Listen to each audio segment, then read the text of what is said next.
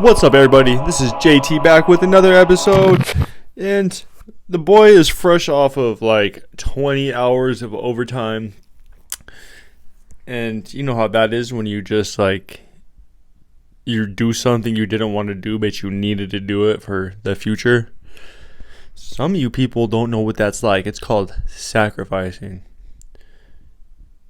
And I guess the more you sacrifice, the earlier you sacrifice, the better that gift will be, the better the juice from the squeeze will be. Because all I was thinking about during this overtime was just like, I'm going to need that bread. I'm going to need that money. Because, you know, in America, we have Christmas coming up. And that means this is the month of the corporations. See, they bleed us. They get their prongs in us on Black Friday. And slowly start asking you, how much do you love your family? Prove it with dollar bills and buying, capitalistic items that fall apart in the next couple years and just add more waste to our beautiful planet. We're in that time of the year. So, that's what's going on. We're all working more, we're all spending more, and we're all wasting more. But those temporary moments of opening a gift and just being like, nice. I didn't really need this, but at least they thought of me. That's cool. I didn't have this before. So, shout out to that, man. It's just, receiving gifts, sacrificing for your loved ones, and proving to these corporations that you love your family, man, because that's what matters, is proving by spending. Prove it. And when did this start? It's like Henry Ford started that 40-hour work week. I guarantee, when was the first Black Friday, dude?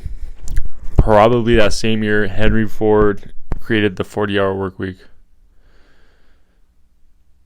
And they say, he used to go in places and be like, take a bolt off that machine and we're going to save $100,000 a year. Meanwhile, dudes' legs are getting chopped off by, fucking rotator valves. But that's about it, man. If you can't tell. All I did was talk to people all day, so... when your voice gets annoying? And you're like, damn, my voice crazy. That's crazy. That's what it's like. I'll hear myself talk all day and I just come home and I'm like, damn, I don't want to talk no more. Until I start talking and I'm like, is that baby Jesus just surprising us with fire vocals? Because, I got it like that. But I couldn't leave you guys without the digital art. And while I was working, I got some pictures of my daughter and my stepson with Santa and his elf. And this picture of this dude, this elf, was bigger than Santa.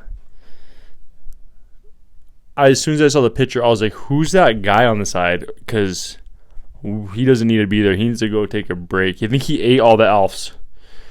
Those Russian dolls that a cap, they basically hide in each other's rectums.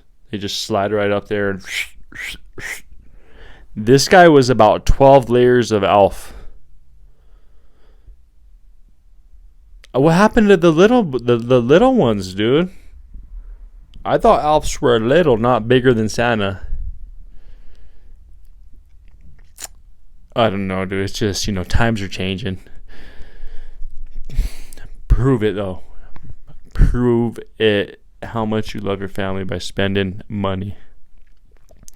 But that's the thing. My grandma used to not have money, and she used to say, it's about the love you give. It's not about the items you buy.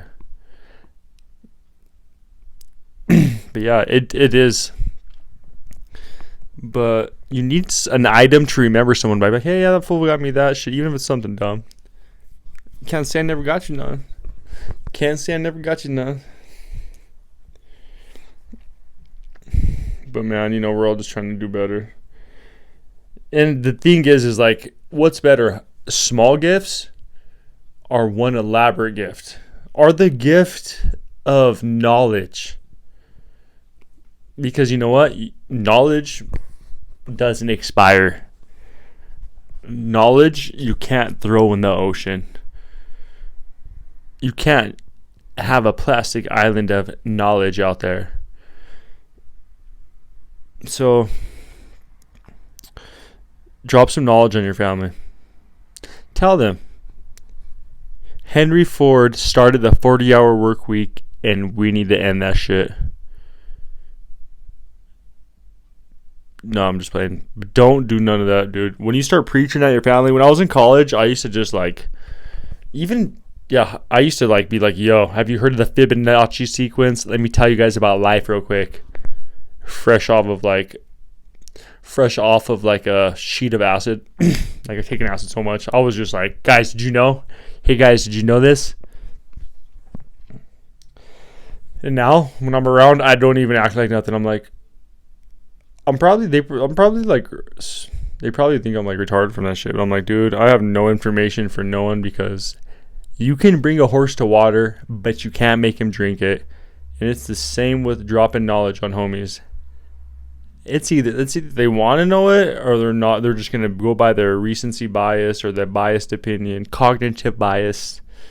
And until they're ready, man, everyone's just living in their own reality. And you can't tell people nothing, man. Like, unless they intrude and they're, on your back and then inside of a 7-Eleven. When someone's breathing against the back of your neck in 7-Eleven and you're just like, yo, son, do you want me to do a fucking karate Raphael Ninja Turtle high kick behind me right now? Or the old donkey? You know what I've been doing too? I'll fucking stretch. I'll be like, nice. And I'll fucking put my arm behind me. Let people know I'm gonna need an arm's length away. It's like Mike Krzyzewski's defense, bro. Like, I'm hitting the floor. I'm like, if you went arm's length, I'm blowing right by you, dude. Get close. Because if you cut, the closer you come, I'm blowing right past. So if someone's on the back of your neck at 7-Eleven or a grocery store, do the old fucking, I'm gonna stretch. Oh, excuse me. Sorry. Well, I didn't realize you were so close. My bad. You hang out that close to people all the time? Yeah, but that's about it. But as you know, in 7-Eleven, the crowds are usually a little more fucking hyphy. So you better get ready to have a dance off if that happens, dude. And by dance off, I mean throwing some bows. If you ever find yourself in a frictionated 7-Eleven situation, it's better just to laugh it off. My favorite though is like when two guys are like mobbing together. You could tell, you're like, oh, these two fucking idiots are dumb, and they're basically like boyfriends. There's always like a 2-pack of guys walking around that like one has a job, one doesn't, and they're just like, pretty much boys. And you're just like, damn, them fools are fucking dumb hanging out. You need to travel lightly. You can't be bringing homies all the time, bro.